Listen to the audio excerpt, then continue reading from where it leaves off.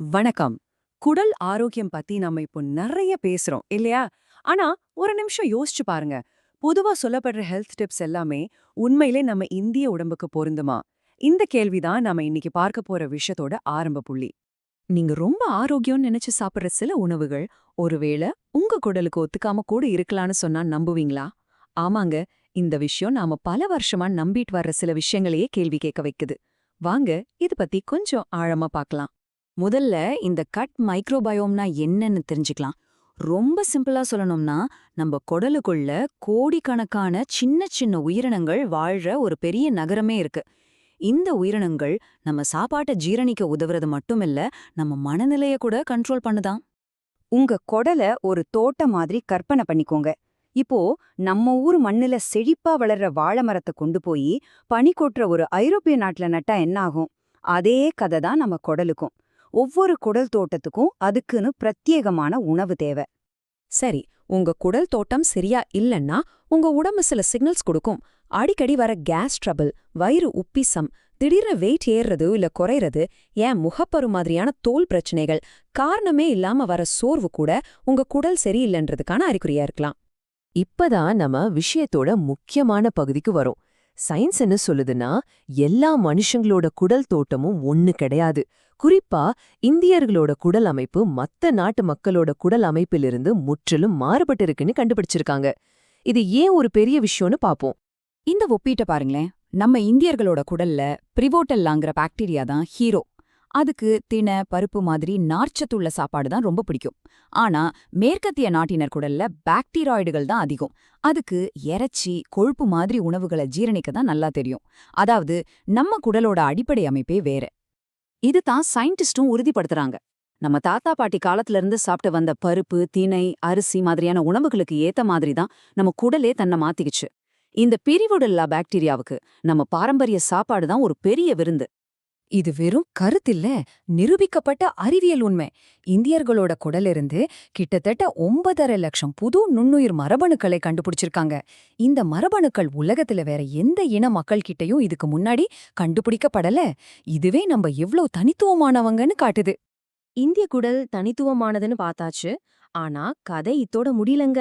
இன்னும் ஒரு ஆச்சரியம் இருக்கு. இந்தியாக்குள்ளேயே ஒவ்வொரு பகுதிக்கும் ஏத்த மாதிரி நம்ம குடல் அமைப்பும் மாறுபடுது. அது எப்படின்னு பார்க்கலாமா?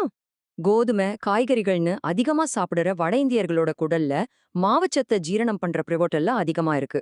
அதே நேரம் அரிசி, மீன், கறின்னு சாப்பிடுற நம்ம தென்னிந்தியர்களோட குடல்ல புரதத்தையும் கொழுப்பையும் ஜீரணிக்கிற பாக்டீரோய்டல் அதிகமா இருக்கு. பாத்தீங்களா, நம்ம சாப்பாட்டு பழக்கம் நம்ம உடம்புக்குள்ள எவ்ளோ பெரிய மாற்றத்தை உருவாக்குதுன்னு. சரி, இவ்ளோ விஷயங்கள் தெரிஞ்சுக்கிட்டோம். இப்போ ரொம்ப முக்கியமான கேள்விக்கு வருவோம். நம்மளோட இந்த ஸ்பெஷலான இந்திய குடல் தோட்டத்தை எப்படி ஆரோக்கியமா பாத்துக்கிறது?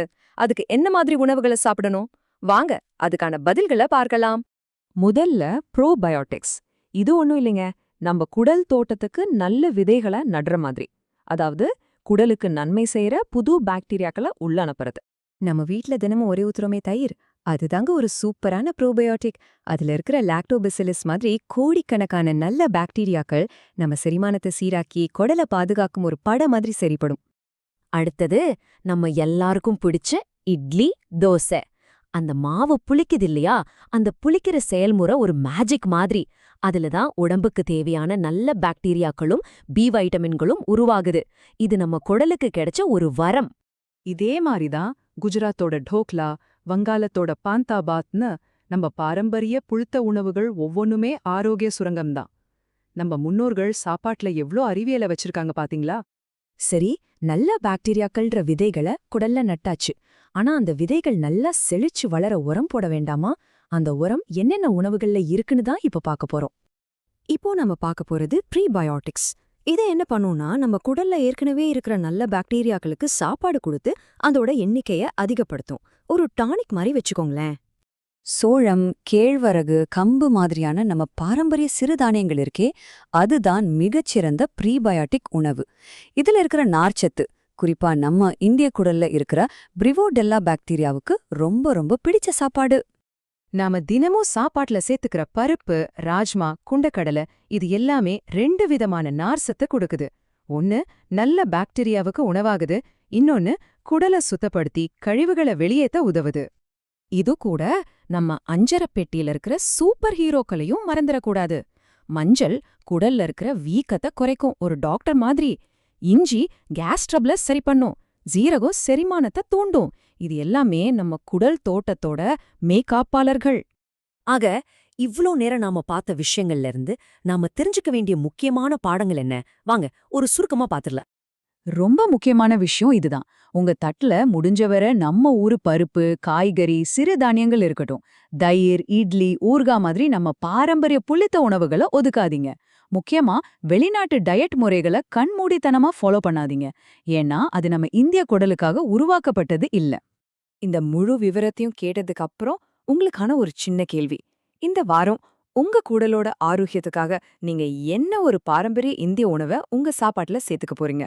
அது ஒரு கீரையா இருக்கலாம், இல்ல ஒரு சிறுதானிய உணவா இருக்கலாம். யோசிச்சு ஒரு சின்ன மாற்றத்தை தொடங்குங்க. உங்க குடல் உங்களுக்கு கண்டிப்பா நன்றி சொல்லும்.